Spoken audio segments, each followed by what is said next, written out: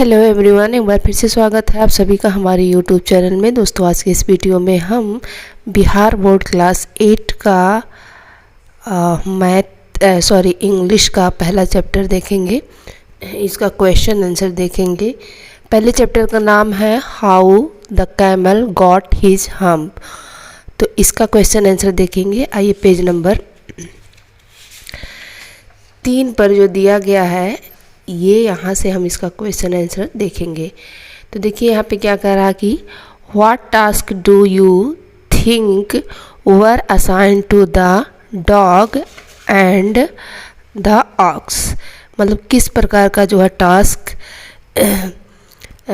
Dog को और aux को दिया गया था। तो इसका आंसर यहाँ पे देखिए कॉपी में शॉर्टकट में लिख लिया गया है।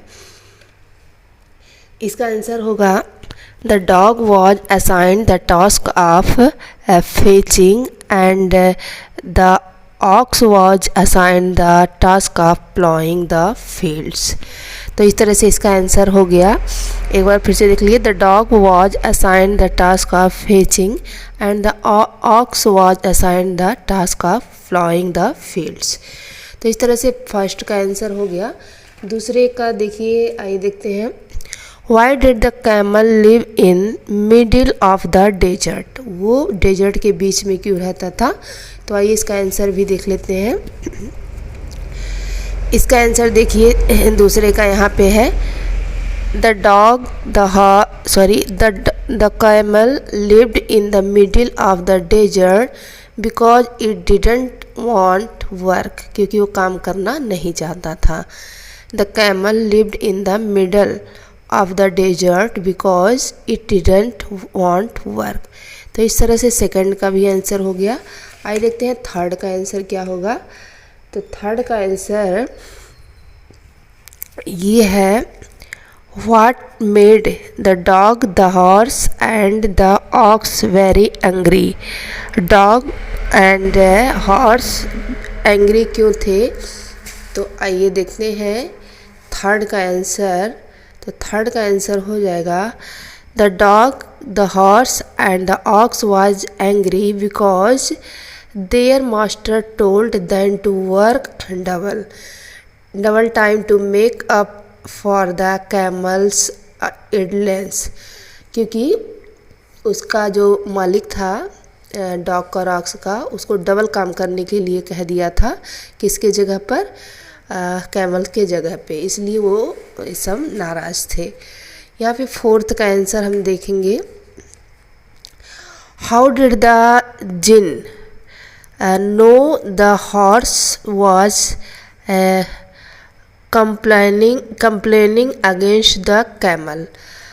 तो यहाँ पे इसका देखिए आंसर होगा फोर्थ का आंसर है the statement suggest that the jinn had magical power, so he knew that the horse was complaining against the camel। जिन के पास क्या था, मैजिकल पावर था, इसलिए उसने वो जान गया था कि हॉर्स ने कंप्लेन कैमल के अगेंस्ट किया है। तो देख लीजिए फिर से आंसर फोर्थ का the jinn had magical power so he knew that the horse was complaining against the camel. तो इस तरह से ये पेज नंबर 3 का जो कंप्रेशन था इसका हो गया। अब आइए पेज नंबर 5 पर जो दिया गया है इसका हम आंसर देख लेते हैं। पहला क्वेश्चन देखिए क्या है। The camel was look at this own reflection in the pool. What does it suggest to you about the camel? वो अपनी परछाई को जो देख देख के क्या हो रहा था, खुश हो रहा था कैमल। क्या आप इसके बारे में क्या कहना चाहते हैं, देखते हैं। यहाँ पे ये पेज नंबर 5 का जो फर्स्ट है देख लेते हैं। This statement suggest that the camel loved its own image in the pool, perhaps he considered himself handsome looking. तो इस तरह से हमने पेज नंबर 5 का पहला क्वेश्चन देख लिया। फिर दूसरा देख लेते हैं। The camel said hump repeatedly, how did it affect him. तो सेकंड का हम आंसर देख लेते हैं। The The word hump made the jinn angry, so he creates a hump on the camel's back.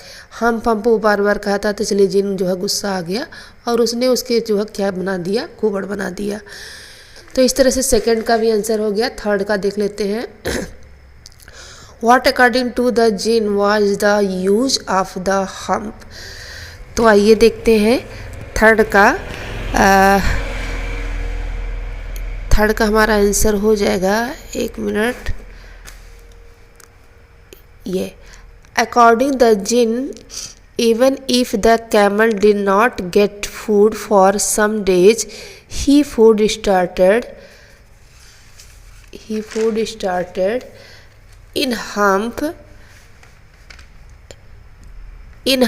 would help the animal to survive।